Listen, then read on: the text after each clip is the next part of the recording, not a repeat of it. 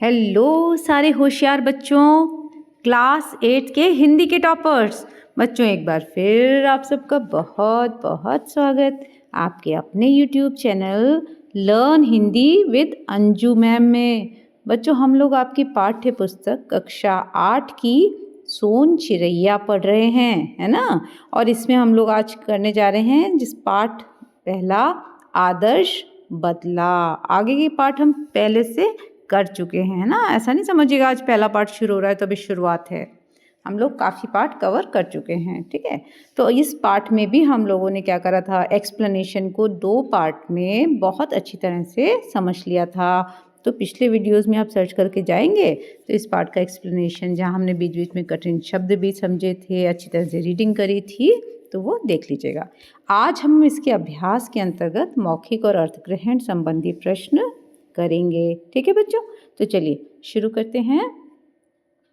मौखिक प्रश्न में देखिए, पहला प्रश्न है प्रश्न क, तानसेन कौन थे। इसका उत्तर है तानसेन अकबर के दरबार के प्रमुख गवैये थे। गवैये मतलब बच्चों गायक, जो गाते हैं, ठीक है। प्रश्न खा, बाबा हरिदास ने बैजू को क्या सिखाया। इसका उत्तर है बाबा हरिदास ने बैजू को राग विद्या सिखाई। इसमें राग और विद्या के बीच में बच्चों एक छोटा सा डैश रह गया है, वो लगा लीजिएगा, ठीक है। अगला प्रश्न देखिए, संगीत शिक्षा समाप्त होने पर बाबा हरिदास ने बैजू से क्या प्रतिज्ञा करवाई, है ना। इसका उत्तर देखिए, संगीत शिक्षा समाप्त होने पर बाबा हरिदास ने बैजू से प्रतिज्ञा करवाई कि वह इस राग विद्या से किसी को हानि नहीं पहुंचाएगा, है ना बच्चों। हम लोगों ने जब पढ़ा था पाठ तो हमने पढ़ा था ना कि उन्होंने हरिदास जी ने क्या करा था, उनसे गुरु दक्षिणा मांगी थी, है ना, और गुरु दक्षिणा के रूप में ये प्रतिज्ञा करवा ली थी। चलिए अगला प्रश्न देखिए, तानसेन और बैजू में गान युद्ध कहाँ पर हुआ। तो ये हुआ, उत्तर है नगर के बाहर वन में, है ना। नगर कौन सा था आपको पता है, आगरा। अगला प्रश्न देखिए, हिरण कैसे आ गए। तो इसका उत्तर है बैजू ने जैसे ही सितार के तारों को हिलाया तो हिरण आ गए, ठीक है। चलिए अगला प्रश्न देखते हैं, तानसेन कैसे हार गए।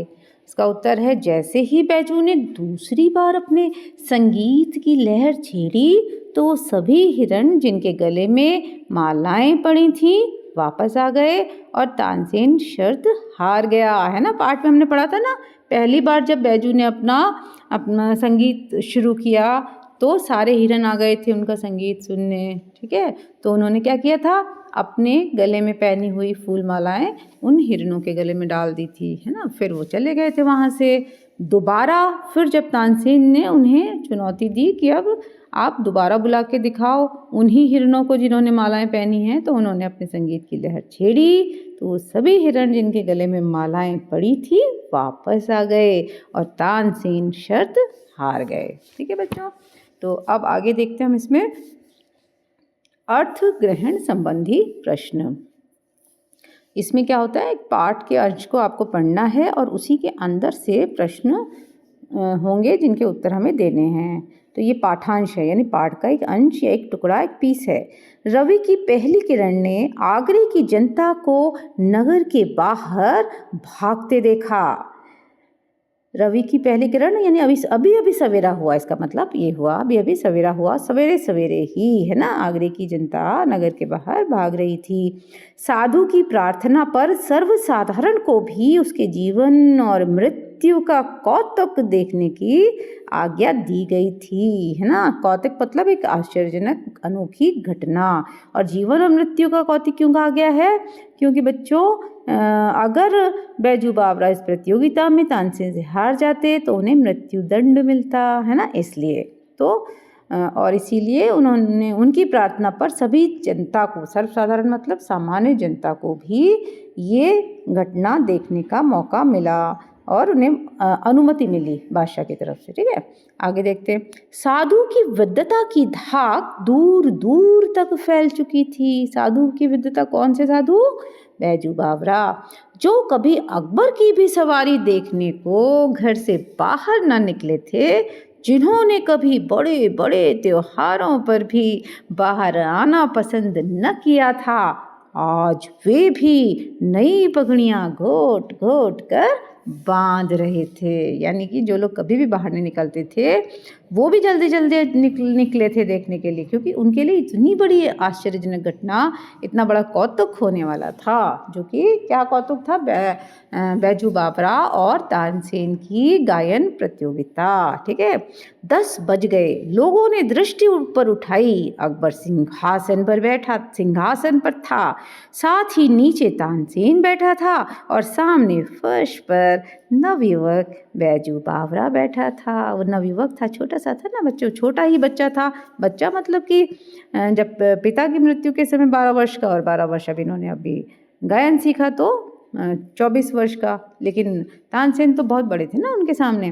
तो अकबर ने घंटी बजाई और तानसेन ने कुछ प्रश्न संगीत विद्या के संबंध में बैजू बावरे से किए। बैजू ने उचित उत्तर दिए और लोगों ने हर्ष से तालियां बजाई, मुख से जय हो बलिहारी की ध्वनियाँ निकलने लगीं। ठीक है, ये आपका पाठ का एक अंश था। इससे संबंधित आप प्रश्न देखिए। किस नगर की जनता बहुत उत्सुक थी? तो ये तो पहली लाइन में लिखा हुआ है ना, दिल्ली की नहीं, आगरा की जनता, है ना, लखनऊ की भी नहीं, आगरा की जनता। दूसरा प्रश्न देखिए, किसकी विद्वता की धाक दूर दूर तक फैल चुकी थी? तो बच्चों इसका उत्तर है बैजू बावरा की विद्वता की धाक दूर दूर तक फैल चुकी थी। ठीक है ना।